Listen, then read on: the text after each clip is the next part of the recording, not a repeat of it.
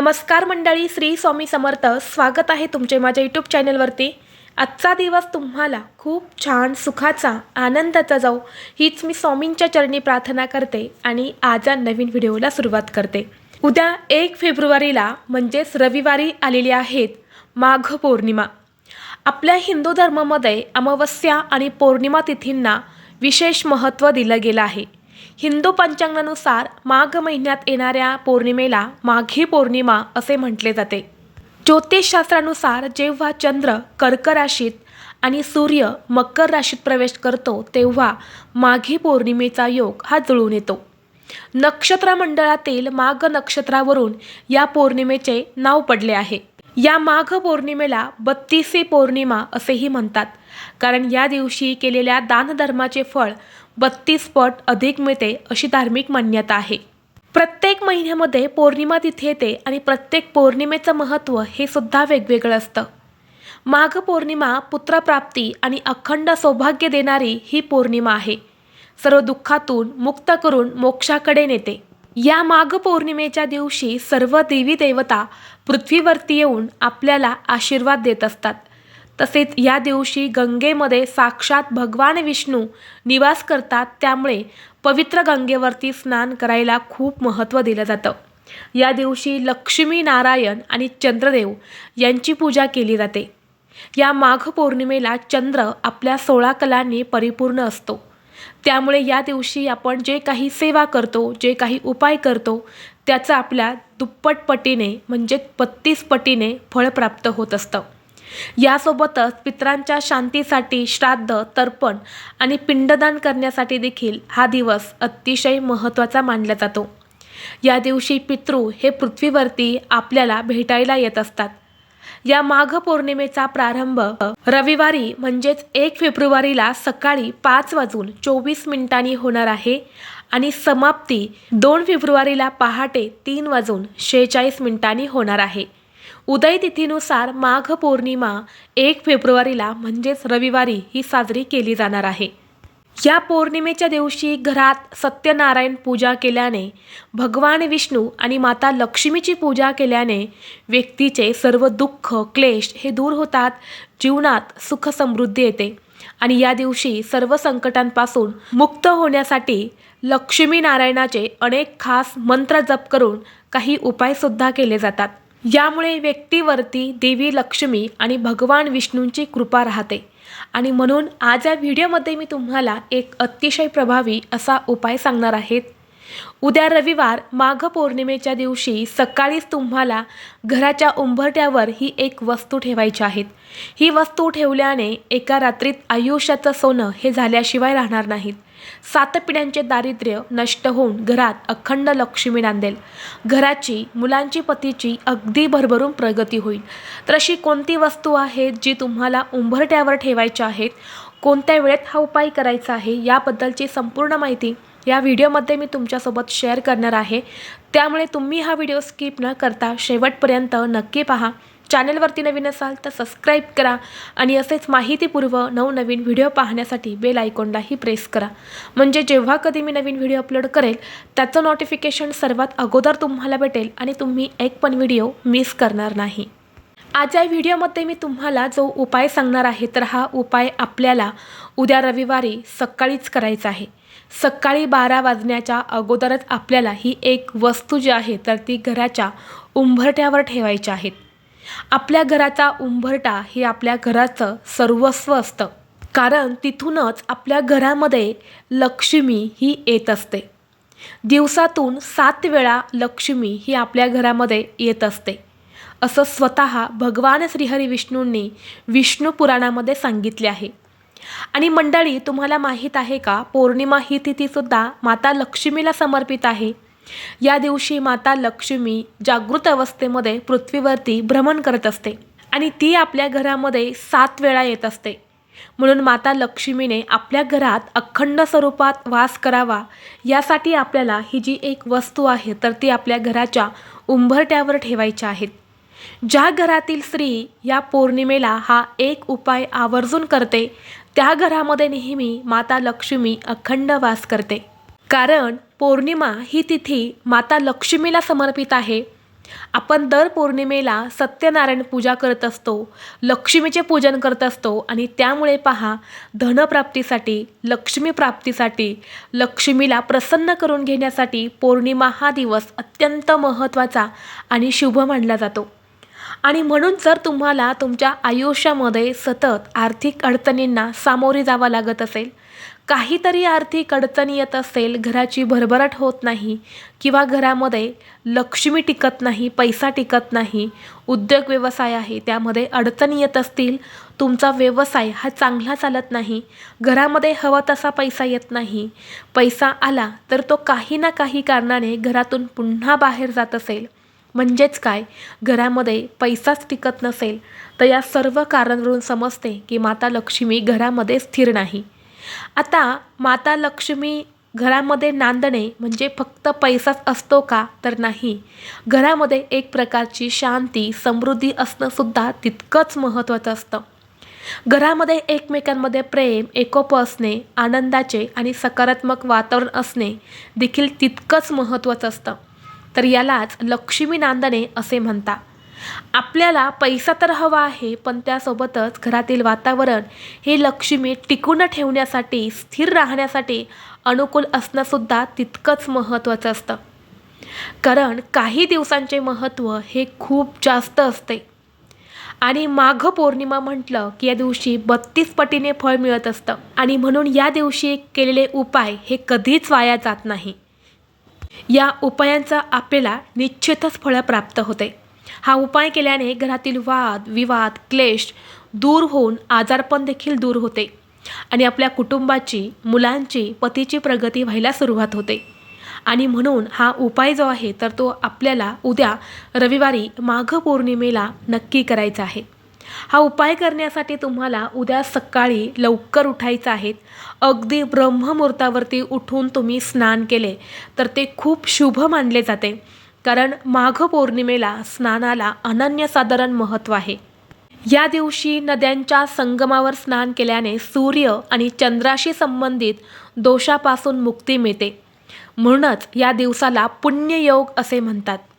आणि म्हणून शक्य असेल तर तुमच्या घराजवळ एखादं पवित्र तीर्थक्षेत्र असेल, गंगा असेल, संगम असेल, तर तिथे जाऊन तुम्ही स्नान करण्याचा जास्तीत जास्त प्रयत्न करा.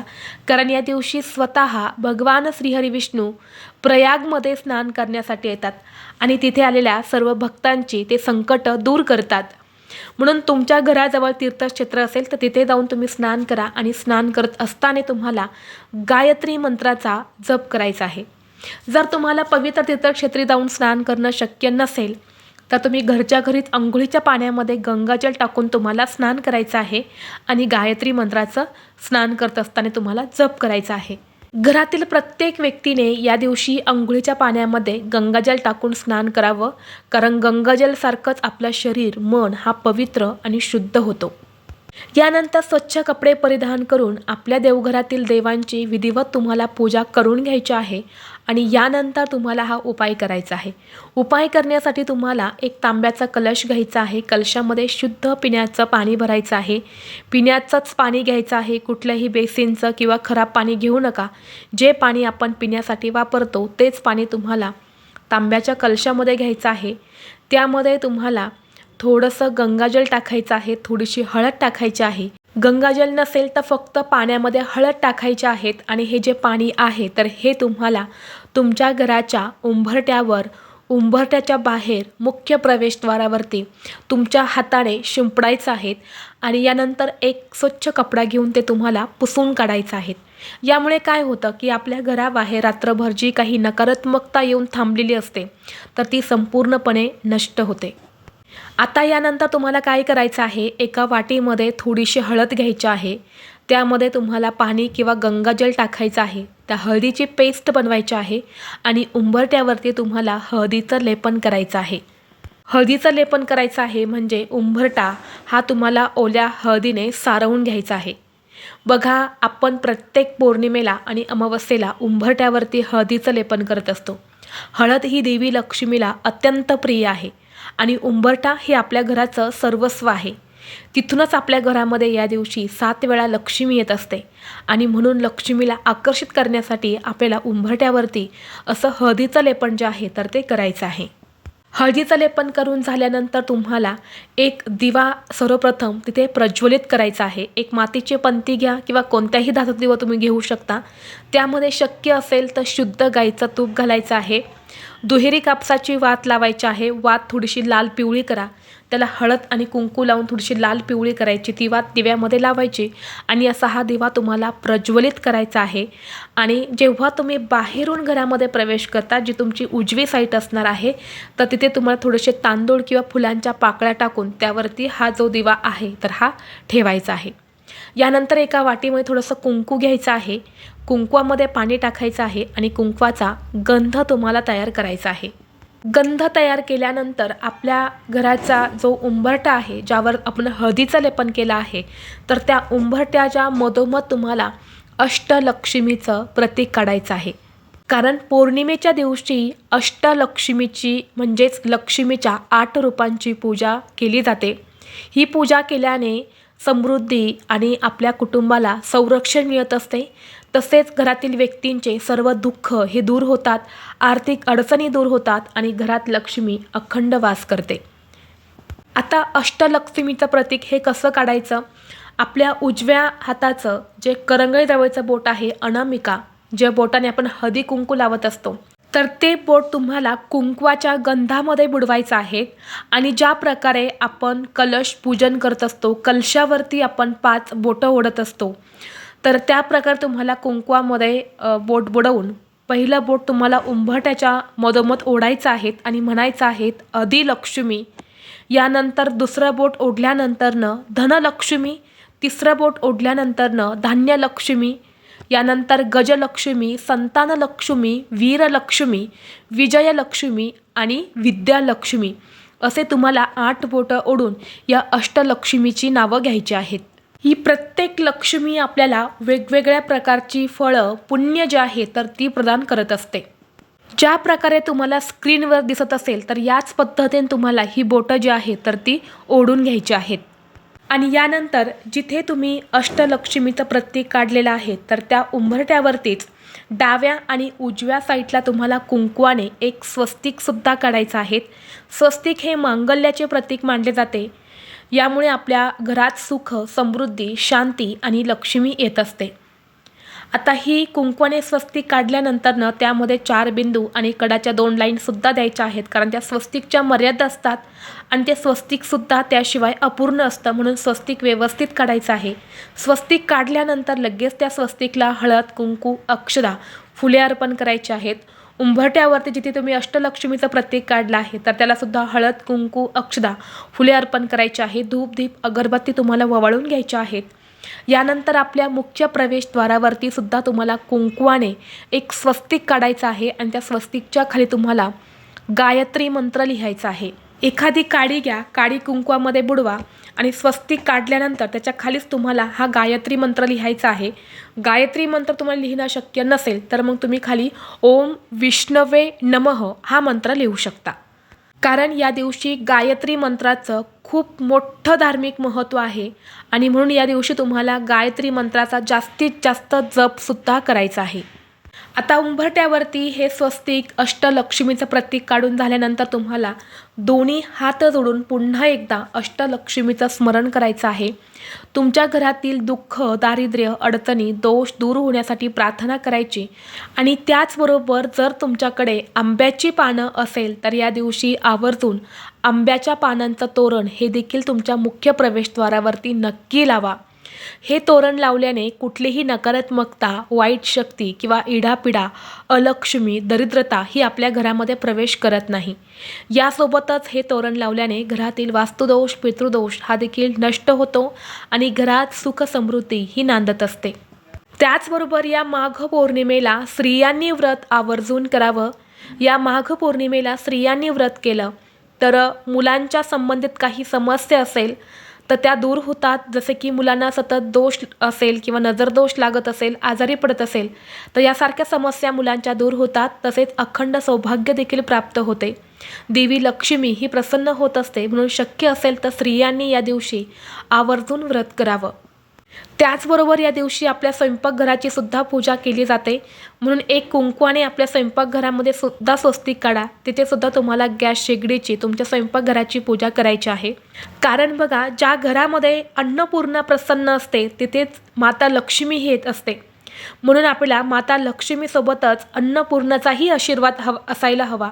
म्हणून या दिवशी अन्नपूर्णा मातेची सुद्धा पूजा केली जाते. तुमच्या देवघरामध्ये अन्नपूर्णा मातेची मूर्ती असेल तर ती आपण तांदळामध्ये ठेवत असतो. तर ते तांदूळसुद्धा या दिवशी तुम्हाला बदलायचे आहेत. पहिले तांदूळ जे असतील तर ते तुम्ही त्यातले काही तांदूळ तांदळाच्या डब्यात टाकायचे आहेत आणि थोडेसे तांदूळ हे चिमण्यांना टाकायचे आहेत. आणि नवीन तांदूळ वाटीमध्ये घालून तुम्हाला अन्नपूर्णा मातेची मूर्ती ही तांदळामध्ये ठेवायची आहेत. प्रत्येक पौर्णिमेला अन्नपूर्णा मातेची मूर्तीचे जे तांदूळ असतात तर ते बदलायचे असतात. तर ही अत्यंत महत्त्वाची माहिती मला तुमच्यापर्यंत शेअर करायची होती. व्हिडिओ तुम्हाला आवडला तर लाईक करा, चॅनलवरती नवीन असाल तर सबस्क्राईब करा आणि हा व्हिडिओ आपल्या मित्रपरिवारासोबत जास्तीत जास्त शेअर करा. चला तर मग भेटू असंच पुढल्या एका नवीन व्हिडिओमध्ये. तोपर्यंत सर्वांना श्री स्वामी समर्थ.